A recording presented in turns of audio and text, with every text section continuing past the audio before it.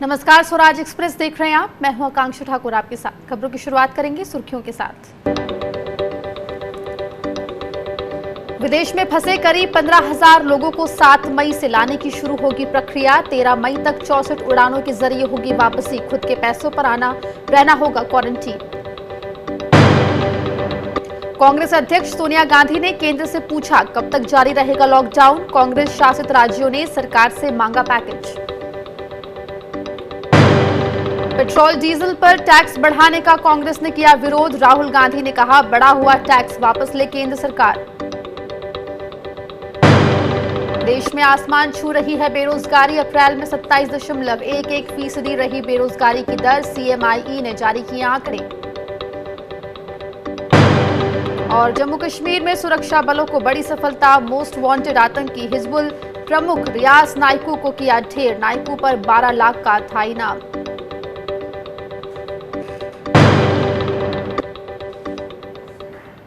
Corona virus lockdown की वजह से विदेशों में फंसे भारतीयों की वापसी के लिए वंदे भारत मिशन की शुरुआत 7 मई से होने जा रही है। 7 मई से 13 मई तक अलग अलग देशों में फंसे भारतीयों को वापस लाने के लिए सप्ताह में 64 उड़ानों का संचालन किया जाएगा। भारतीय छात्रों समेत करीब 14,800 लोगों को वापस लाया जाएगा। इसके लिए हर दिन करीब 2,000 लोगों को लाने की योजना है। फ्लाइट लेने से पहले यात्रियों की मेडिकल स्क्रीनिंग की जाएगी। जिन भारतीयों में खांसी, बुखार या सर्दी के लक्षण पाए जाते हैं, उन्हें यात्रा की अनुमति नहीं दी जाएगी। यात्रा के दौरान इन सभी यात्रियों को स्वास्थ्य मंत्रालय और नागरिक उड्डयन मंत्रालय द्वारा जारी प्रोटोकॉल का पालन करना होगा। भारत आने के बाद इन लोगों को 14 दिनों तक अस्पताल या किसी अन्य स्थान पर क्वारंटीन में रखा जाएगा। वहीं 64 उड़ानों में UAE से 10 उड़ानें, कतर से 2, सऊदी अरब से 5, UK से 7, सिंगापुर से 5, यूनाइटेड स्टेट्स से 7, फिलीपीन से 5, बांग्लादेश से 7 उड़ानें, बहरीन से 2, मलेशिया से 7, कुवैत से 5 और ओमान से 2 उड़ानें संचालित होंगी। इसका खर्च विदेश आने वाले लोगों को ही वहन करना होगा। वहीं लंदन, मुंबई के लिए 50,000 रुपए, इसी तरह लंदन से अहमदाबाद, लंदन से बेंगलुरु और लंदन से दिल्ली के लिए भी 50,000 रुपए खर्च करने होंगे। वहीं शिकागो, दिल्ली, हैदराबाद के लिए यात्रा दर लगभग 1 लाख रुपए होगी। दिल्ली सरकार ने विदेश से लौटने वाले लोगों की जांच और प्रबंधन करने के लिए नई गाइडलाइंस जारी की है। दिल्ली के स्वास्थ्य सचिव की ओर से जारी आदेश में कहा गया है कि दिल्ली हवाई अड्डे आने वाले यात्रियों को पहुंचने की तारीख से 14 दिन तक क्वारंटीन में रखा जाएगा, जिसके लिए उन्हें स्वयं भुगतान करना होगा। नागर विमानन मंत्री हरदीप सिंह पुरी ने मंगलवार को कहा था कि एयर इंडिया कोरोना वायरस की वजह से लागू किए गए लॉकडाउन के कारण विदेशों में फंसे भारतीयों को निकालने के लिए 7 से 13 मई तक 64 उड़ानों का संचालन करेगी। इनसे करीब 15,000 भारतीयों को स्वदेश लाया जाएगा। कांग्रेस अध्यक्ष सोनिया गांधी के नेतृत्व में कांग्रेस शासित राज्यों के मुख्यमंत्रियों की बैठक हुई, जिसमें कोरोना संकट के मद्देनजर प्लानिंग और आर्थिक पैकेज समेत कई मुद्दों पर केंद्र सरकार को निशाने पर लिया गया। पंजाब, छत्तीसगढ़, राजस्थान और पुडुचेरी के मुख्यमंत्रियों ने केंद्र से राहत पैकेज की मांग की है। वीडियो कॉन्फ्रेंसिंग के दौरान पूर्व कांग्रेस अध्यक्ष राहुल गांधी और पूर्व PM डॉक्टर मनमोहन सिंह भी जुड़े। बैठक के दौरान सोनिया गांधी ने सीधे केंद्र सरकार से पूछा कि 17 मई के बाद सरकार की क्या तैयारी है। उन्होंने पूछा कि लॉकडाउन जारी रखने और इसमें ढील देने को लेकर सरकार का क्या मापदंड है और ये कितना लंबा खींचेगा। इस दौरान पूर्व प्रधानमंत्री डॉक्टर मनमोहन सिंह ने कहा कि लॉकडाउन के तीसरे चरण के बाद क्या होगा। उन्होंने कहा कि राज्यों के मुख्यमंत्री को लॉकडाउन के तीसरे चरण के बाद की रणनीति पता होनी चाहिए। वहीं राजस्थान के मुख्यमंत्री अशोक गहलोत ने बताया कि राज्य को 10,000 करोड़ के राजस्व का नुकसान हुआ है।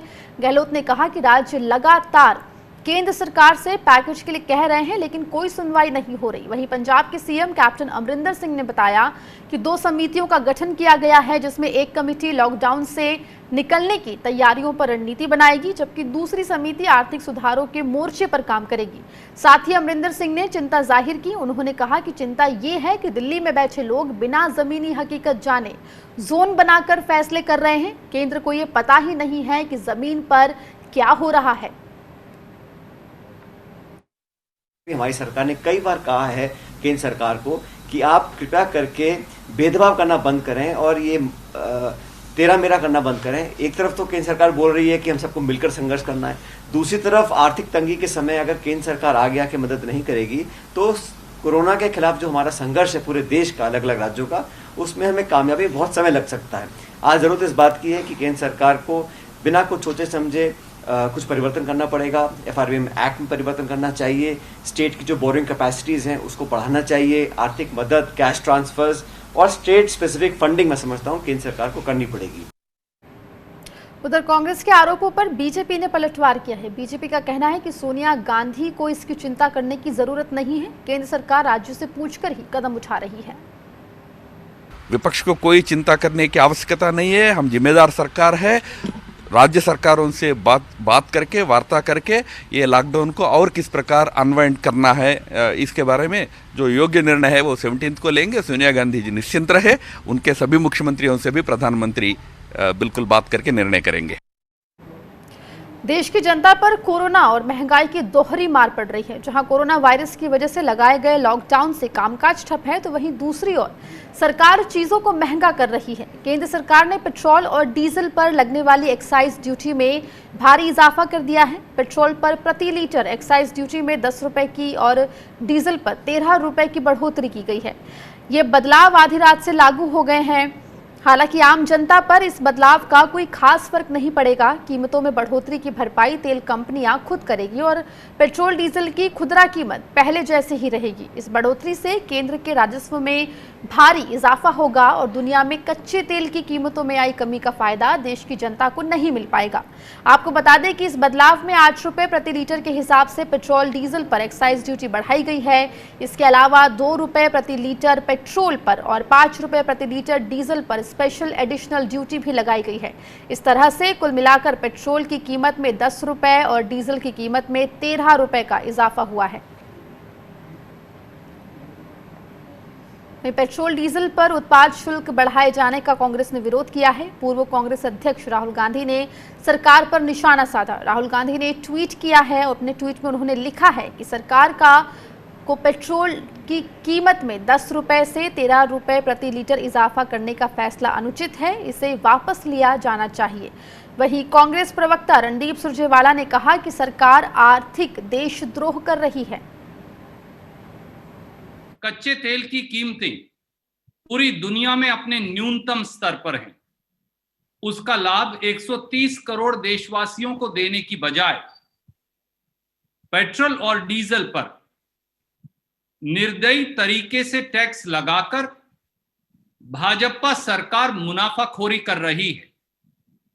विपदा के इस समय में पेट्रोल और डीजल पर टैक्स लगाकर देशवासियों की गाढ़ी कमाई को लूटना आर्थिक राजद्रोह है, देशद्रोह है। उधर कर्नाटक सरकार ने कोविड-19 के लिए बड़े वित्तीय पैकेज का ऐलान किया है। कर्नाटक के मुख्यमंत्री BS येदियुरप्पा ने 1610 करोड़ रुपए का विशेष पैकेज देने का ऐलान किया है। साथ ही लॉकडाउन में ठप पड़े लघु कारोबारियों को भी राहत दी है। येदियुरप्पा ने ऐलान किया है कि राज्य के 2,30,000 नाइयों और 7,75,000 ड्राइवरों को 5,000 रुपए का मुआवजा दिया जाएगा। साथ ही कर्नाटक सरकार ने 11% आबकारी और उत्पाद शुल्क वृद्धि का भी ऐलान किया है, जो बजट में घोषित 6% की वृद्धि के अलावा है। आरोग्य सेतु ऐप की हैकिंग की आशंका को केंद्र सरकार ने खारिज कर दिया है। केंद्र सरकार का कहना है कि आरोग्य सेतु ऐप में कोई डेटा या सुरक्षा उल्लंघन का मामला नहीं पाया गया है। इससे पहले फ्रांस के एक हैकर एलॉट एल्ड्रसन ने दावा किया था कि आरोग्य सेतु ऐप से 9 करोड़ भारतीयों की निजता को खतरा है, जिसे खारिज करते हुए केंद्र सरकार ने कहा कि एथिकल हैकर ने यह साबित नहीं किया है कि किसी उपयोगकर्ता की कोई भी निजी जानकारी खतरे में है। साथ ही कहा कि टीम आरोग्य सेतु सबको आश्वस्त करती है कि कोई भी डेटा या सुरक्षा उल्लंघन का मामला नहीं पाया गया है। आपको बता दें कि केंद्र सरकार ने कोरोना संक्रमण से बचने के लिए लोगों को आरोग्य सेतु ऐप डाउनलोड करने की सलाह दी है, जिसके बाद करीब 9 करोड़ लोगों ने अपने फोन में आरोग्य सेतु ऐप डाउनलोड किया है। I believe till such time that there has yet not been a cybersecurity breach, it's our good luck. But please realize that this is one of the most downloaded apps in recent history. And therefore, this important fact has not escaped the attention of either cyber criminals or hackers. So it's very much possible that cyber criminals and hackers will constantly keep on trying to go ahead and breach the cyber security of the Arogya Setu app. Hence, it's all the more imperative that we must focus immensely on strengthening the cyber security of this crucial app. वहीं कांग्रेस ने Aarogya Setu app को निजता के अधिकार का उल्लंघन करने वाला ऐप करार दिया है। कांग्रेस ने इसके माध्यम से हर व्यक्ति की 24 घंटे निगरानी का आरोप लगाया है। कांग्रेस प्रवक्ता रणदीप सुरजेवाला ने सरकार से पूछा है कि इसके आंकड़े जुटाने वाला सर्वर कहां है। आरोग्य सेतु ऐप में निजता के उल्लंघन के गंभीर मुद्दे हैं। इस निजता ये जो आरोग्य सेतु ऐप है, इसका निर्माण निजी क्षेत्र में किया गया, सरकारी क्षेत्र में नहीं हुआ। तो ऐसे में व्यक्ति की निजता को किस प्रकार से उल्लंघन नहीं होगा, ये कौन सुनिश्चित करेगा? ये क्लाउड सर्वर में जहां डेटा इकट्ठा होगा, ये कहां है भारत सरकार नहीं बता रही। ये चीन में है, कोरिया में है, जापान में है या भारत में है। वहीं बीजेपी ने आरोग्य सेतु पर सवाल उठाने वालों को आड़े हाथ लिया है। बीजेपी प्रवक्ता शहनवाज हुसैन का कहना है कि कुछ लोग सरकार को बदनाम करना चाहते हैं। यहाँ के कुछ विपक्षी दल के नेताओं ने जो भ्रम फैलाया, वही भ्रम कुछ और लोग भी फैला रहे हैं। पूरी जिम्मेदारी से भारतीय जनता पार्टी कहती है कि आरोग्य सेतु ऐप को लेकर किसी को भी चिंता करने की जरूरत नहीं है। ये पूरी तरह सिक्योर है, ये देश की जनता के लिए है। सरकार ने इसके सारे पहलू पर ध्यान रखा है और इसको बार बार सरकार की तरफ से कहा गया है, आरोग्य सेतु ऐप वार अगेंस्ट कोरोना में एक बड़ा हथियार है। इसको सबको डाउनलोड करना चाहिए और किसी के भी फैलाए हुए भ्रम के शिकार नहीं होना चाहिए। जम्मू कश्मीर के अवंतीपोरा के बैगपोरा में सुरक्षा बलों को बहुत बड़ी कामयाबी मिली है। आतंकी संगठन हिजबुल मुजाहिदीन का कमांडर रियाज नाइक को एनकाउंटर में मारा गया है। पिछले काफी लंबे वक्त से सुरक्षा बलों को इस आतंकी की तलाश थी। कई बार उसे घेरा भी गया, लेकिन इस बार वो बच नहीं पाया। आपको बता दें, नाइकू पर 12 लाख का इनाम था। नाइकू के साथ छिपे एक और आतंकी को भी सुरक्षा बलों ने मार गिराया है। रियाज नाइकू अवंतीपोरा इलाके का ही रहने वाला था। आज रियाज नाइकू जो बहुत बड़ा आतंकी था, जिस पर 12 लाख से ज्यादा का इनाम था, सुरक्षा बल ने आज उसको ढेर करके एक संदेश दिया है कि हमारे जवानों की शहादत बेकार नहीं जाने वाली है। आतंकियों को उसी की भाषा में जवाब मिला है और मिलेगा। हिजबुल का टॉप कमांडर है और ऐसा कहा जा रहा है कि उसने काफ़ी मीडिया को इस्तेमाल करते हुए अपनी मशहूरी हासिल की पिछले थोड़े से समय में। तो इसके चलते जो है पाकिस्तान बिल्कुल इस लकीर से नहीं हटेगा। और चाहे हमारी कोरोना से लड़ाई चल रही है, पाकिस्तान की भी कोरोना से लड़ाई चल रही है, लेकिन उसके जो इरादे हैं बिल्कुल साफ़ हैं कि पाकिस्तान आने वाले समय में कश्मीर मुद्दे को इंटरनेशनल स्केल पे अपने हाथ से जाने नहीं देना चाह रहा है। सबसे बड़ी कामयाबी जो सिक्योरिटी फोर्सेस की है कि रियाज नाइकू जो हिजबुल मुजाहिदीन का कमांडर था, और ये अभी जब बुरहान वानी और उसके बाद इट्टू के मारे जाने के बाद इसके पास पूरी कमांड थी हिजबुल मुजाहिदीन की, और ये अभी लगा हुआ था कि फिर वापस जो है ये मिलिटेंसी वहां फिर उसको बढ़ाए, लोगों को रिक्रूट करे, और ये एक बड़ा कल्ट फिगर बन गया हुआ था यूथ के बीच में। तो आज इसको सिक्योरिटी फोर्सेज ने मार गिराया है और मैं कश्मीर अवाम का भी बहुत शुक्रिया करूंगा और मैं कहूंगा बहुत शाबाशी है उनके लिए। राजस्थान के जोधपुर में सीमा सुरक्षा बल के 30 जवान कोविड-19 से संक्रमित पाए गए हैं। ये जवान इससे पहले आंतरिक सुरक्षा ड्यूटी पर दिल्ली में तैनात थे। बीएसएफ के एक अधिकारी के मुताबिक ये सभी जवान बीएसएफ की एक कंपनी का हिस्सा थे, जिसमें 65 जवान शामिल थे, जिन्हें आंतरिक सुरक्षा ड्यूटी पर जयपुर से दिल्ली भेजा गया था और राष्ट्रीय राजधानी में जामा मस्जिद में तैनात किया गया था।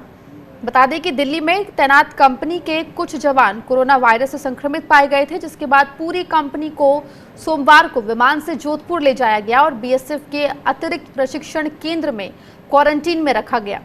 जोधपुर पहुंचने के बाद उनके नमूने मंगलवार को लिए गए थे और उन्हें एम्स में जांच के लिए भेजा गया था। सभी संक्रमित जवानों को अब एम्स में उनका इलाज चल रहा है, उन्हें भर्ती कराया गया है। बाकी जवान अभी एटीसी में ही है, जहां पर सारी व्यवस्थाएं की गई है और प्रशासन सभी जवानों की उचित देखभाल कर रहा है। दिल्ली सरकार ने निजामुद्दीन मरकज में कोरोना संक्रमण का शिकार हुए तबलीगी जमात के ठीक हुए सभी लोगों को छोड़ने का आदेश दिया है। इसके साथ ही दिल्ली सरकार ने तबलीगी जमात के उन लोगों पर पुलिस कार्रवाई का आदेश दिया है जिन लोगों पर केस दर्ज है। तबलीगी जमात के 4000 से ज्यादा लोगों को मार्च के आखिरी में निजामुद्दीन मरकज समेत दूसरी जगहों से पकड़ा गया था। इनमें से 1000 से अधिक कोरोना संक्रमित पाए गए थे। बाकी लोगों को अलग अलग क्वारंटीन सेंटर में रखा गया था। अब संक्रमित लोग ठीक हो चुके हैं और सभी का क्वारंटीन पीरियड भी समाप्त हो चुका है। ऐसे में दिल्ली सरकार ने सभी लोगों को जिनके खिलाफ पुलिस केस दर्ज है उन्हें घर भेजने का आदेश दिया है।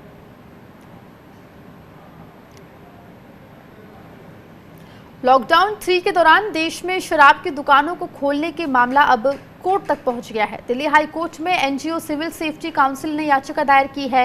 याचिका में कहा गया है कि शराब की दुकानें खोलने से लॉकडाउन का मकसद फेल हो रहा है। याचिका में शराब की दुकानों को बंद करने की मांग की गई है। साथ ही याचिका में सवाल उठाया गया कि जब दिल्ली रेड जोन में है फिर शराब की दुकानें कैसे खोली गई।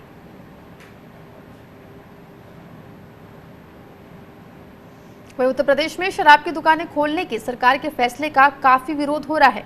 इस बीच योगी सरकार ने शराब की कीमतें बढ़ा दी हैं। देसी शराब की कीमत 5 रुपए तक बढ़ा दी गई है, तो वहीं मीडियम और प्रीमियम शराब की कीमत 20 रुपए से 400 रुपए तक बढ़ाई गई है। वहीं विदेशी शराब की 180 ml की बोतल पर 20 रुपए, 500 ml की बोतल पर 30 रुपए और 500 ml से अधिक की बोतल पर 50 रुपए तक की बढ़ोतरी की गई है। यूपी के वित्त मंत्री सुरेश खन्ना का कहना है कि लॉकडाउन के कारण टैक्स कलेक्शन गिरा है और आर्थिक स्थिति कमजोर हो गई है, जिसे जुटाने के लिए सरकार ने ये फैसला लिया है। जो वृद्धि हमें आपके सामने पढ़ के सुनाई दे रहे हैं कि जो देशी शराब है उसके ऊपर तो मात्र 5 रुपए की वृद्धि हुई। इसमें जो विदेशी मदिरा है उसमें विदेशी मदिरा पर भी जो वृद्धि की गई है बता दें 180 ml तक इकोनॉमी 10 रुपए, 180 ml से 500 ml तक 20 रुपए और 500 ml से अधिक 30 रुपए। उत्तर प्रदेश में लॉकडाउन 3 के दौरान शराब की दुकानें खोलने को लेकर बीजेपी के अंदर असंतोष के सुर बुलंद होने लगे हैं। केंद्र सरकार की तरफ से छूट मिलने के बाद उत्तर प्रदेश सरकार ने शराब के ठेकों को खोलने की छूट दे दी। शराब की दुकानों के बाहर लंबी कतार लग रही है। सोशल डिस्टेंसिंग के नियमों की भी अनदेखी हो रही है।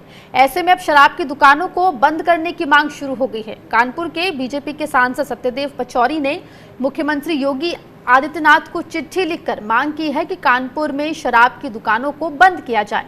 पचौरी ने कहा है कि रेड जोन में आने वाली शराब की दुकानों को बंद किया जाए। पचौरी ने कहा है कि शराब की दुकानों को खोलने से कोरोना संक्रमण बढ़ने की आशंका है।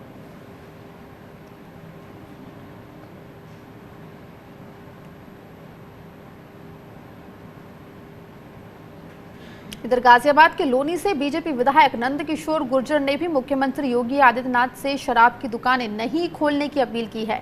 नंद किशोर गुर्जर ने गाजियाबाद में शराब की दुकानें नहीं खोलने की मांग की है।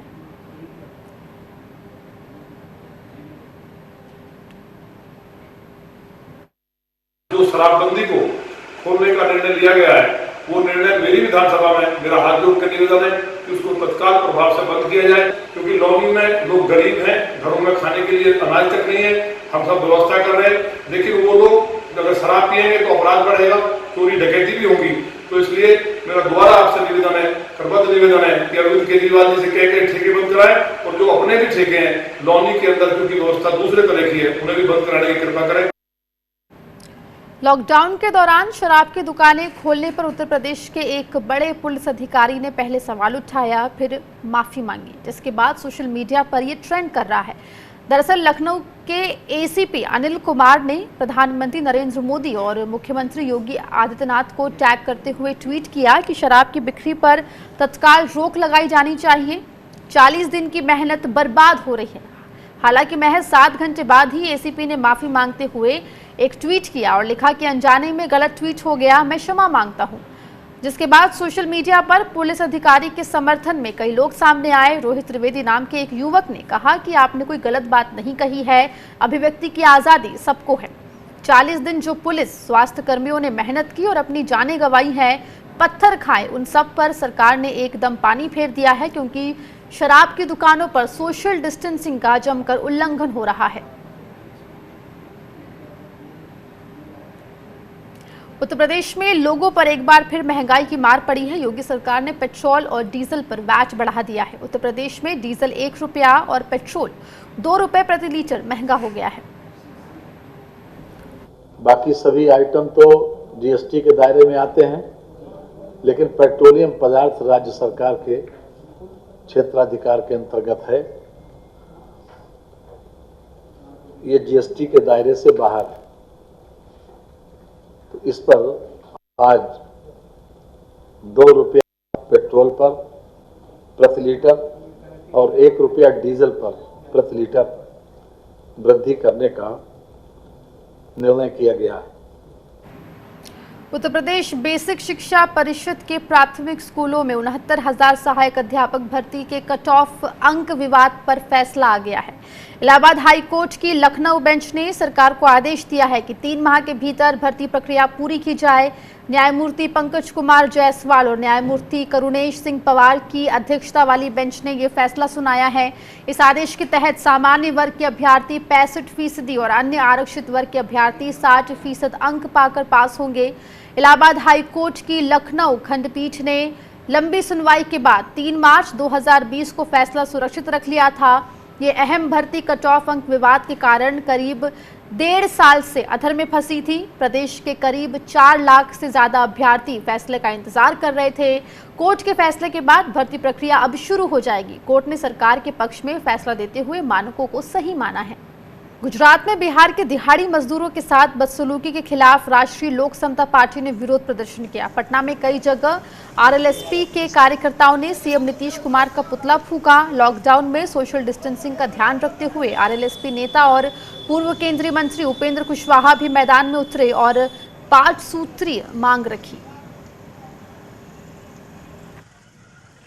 राज्य की सरकार को, मुख्यमंत्री को हम लोग चाहते हैं कि कुंभकर्णी नींद से जगे, और इसी मकसद से हम लोगों ने इस कार्यक्रम का आयोजन पूरे बिहार में हमारे साथियों ने किया है। हम मुख्यमंत्री से आग्रह करना चाहते हैं, जो भूख से लोग पीड़ित हैं उनके लिए आप इंतजाम कीजिए, और बाहर में जो फंसे हुए लोग हैं उनके लिए जल्दी से जल्दी अधिक से अधिक ट्रेन की व्यवस्था करके उनको बुलाइए। प्रवासी मजदूरों के टिकट के पैसे को लेकर देश की सियासत गरमाई हुई है। बीजेपी कांग्रेस पर राजनीति करने का आरोप लगा रही है। वहीं बेंगलुरु से पटना लौटे प्रवासी मजदूरों का कहना है कि उनसे किराया वसूला गया है और ट्रेन में समुचित खाना पीना भी नहीं दिया गया है। बेंगलुरु से श्रमिक स्पेशल ट्रेन आज प्रवासी मजदूरों को लेकर पटना पहुंची थी, जहां मजदूरों ने बताया कि उनसे ट्रेन का भाड़ा तो लिया ही गया, बस का किराया भी जोड़ दिया गया है। ट्रेन में जो है टिकट भी लगा है क्या? ट्रेन में टिकट दिया था। कितना? कितने का लगा था? पैसे नहीं लिए थे हम लोग। पैसे नहीं लिए थे। खाने होने को मिला था? खाने का बहुत परेशानी हुआ सर। 5 तारीख को 4 तारीख को 7 बजे मिला था, उसके बाद 5 तारीख को 2:30 बजे मिला खाना। वो भी इतना सा खाना जैसे मुर्गी खाएगा भी तो पेट नहीं भरेगा। पानी भी कहीं रास्ते पे नहीं मिला सर। तो बिहार आ गए हम लोग। सरकार का हम धन्यवाद करते हैं जो बिहार हम लोग को लाया, लेकिन खाने पीने का बहुत दिक्कत हुआ सर। वहाँ से आने वक्त क्या पैसे भी लगे आपके? पैसे लगे हैं। कितने? 1050। क्या कहा गया आपको? वहाँ तो कुछ भी नहीं कहा गया, लेकिन वो सेठ था जो उससे पेमेंट मांगने में बोल रहा था कि नहीं देंगे, जाओ किधर भी जाओ। टिकट में 910 रुपए है, 140 रुपए हम लोग का नहीं मिला। और पैसे लेने का हम लोग को बोला कि नीतीश कुमार फ्री में छोड़ा है, बोला कि नहीं तो उधर जाओ, ट्रेन से बस से नहीं जाओ, उधर रहो। बस में भी पैसे लिए गए? हाँ, बस में पैसे लिया है। वहीं बिहार के प्रवासी मजदूरों और छात्रों को लेकर 6 स्पेशल ट्रेन सूबे के अलग अलग रेलवे स्टेशनों पर पहुंची। एक ट्रेन बेंगलुरु से श्रमिक मजदूरों को लेकर दानापुर पहुंची, तो वहीं दूसरी ट्रेन राजस्थान के कोटा से छात्रों को लेकर कटिहार पहुंची है। गुजरात से 3 ट्रेनें बिहार पहुंची। जानकारी के मुताबिक कोटा से अब तक लगभग 6000 छात्र लौटे हैं। वहीं अब भी कोटा में 6000 छात्र फंसे हुए हैं, जिन्हें वापस लाने का काम जारी है। कोरोना वायरस के कारण भारत में बेरोजगारों की संख्या में लगातार बढ़ोतरी हो रही है। Centre for monitoring Indian economy के डेटा के मुताबिक 3 मई को खत्म हुए हफ्ते भर में बेरोजगारी दर 27.11% पर पहुंच चुकी है। शहरी क्षेत्र में बेरोजगारी दर जहां 29.22% रही, वहीं ग्रामीण क्षेत्र में बेरोजगारी दर 26.69% रही। वहीं कोरोना वायरस और लॉकडाउन से सबसे अधिक प्रभावित असंगठित क्षेत्र हुआ है। रिपोर्ट ये भी कहते हैं कि लॉकडाउन के कारण अब तक करीब 12 करोड़ लोग अपना रोजगार गंवा चुके हैं। रिपोर्ट के अनुसार अगर हालात नहीं सुधरे तो बेरोजगारी और बढ़ सकती है। रिपोर्ट के मुताबिक बेरोजगारी दर उन शहरों में सबसे ज्यादा है जो रेड जोन में आते हैं। यहाँ आपको बता दें कि इससे पहले अप्रैल में बेरोजगारी दर बढ़कर 23.5% पर पहुंच गई थी। वहीं मार्च में बेरोजगारी दर 8.74% थी।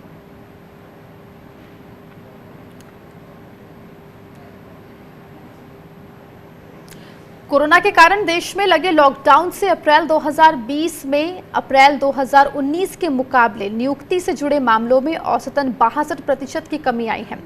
नौकरी जॉब्स पीक इंडेक्स के मुताबिक नियुक्ति गतिविधियां घटकर 951 रह गई, जो एक साल पहले अप्रैल महीने में 2477 थी। वहीं अप्रैल 2020 में होटल, रेस्टोरेंट, ट्रैवल, एयरलाइंस जैसे क्षेत्रों में नियुक्ति में 91% की कमी आई है। वहीं ऑटो सेक्टर और ऑटो सेक्टर से जुड़े दूसरे सेक्टर्स में नई नियुक्तियों में 82% की कमी आई है। वहीं लॉकडाउन में सबसे बुरा असर सर्विस सेक्टर पर पड़ा है। हालात ये है कि 15 साल के सबसे निचले स्तर पर यह पहुंच गया है। IHS market India services business activity index April महीने में 5.4 अंक पर रहा, जो मार्च में 49.3 अंक था। वहीं PMI इंडेक्स का 50 अंक से ऊपर होना गतिविधियों में विस्तार, जबकि 50 अंक से नीचे रहना उनमें गिरावट को दिखाता है।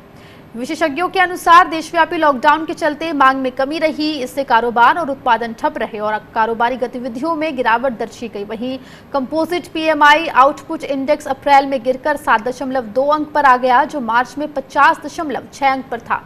ये सर्वेक्षण के इतिहास में आर्थिक गतिविधियों में सबसे बड़ी गिरावट को दर्शाता है। वहीं कंपोजिट PMI आउटपुट इंडेक्स को PMI सेवा और PMI विनिर्माण को मिलाकर तैयार किया जाता है। फिलहाल इस बुलेटिन में इतना ही। खबरों का सिलसिला स्वराज एक्सप्रेस पर लगातार जारी है।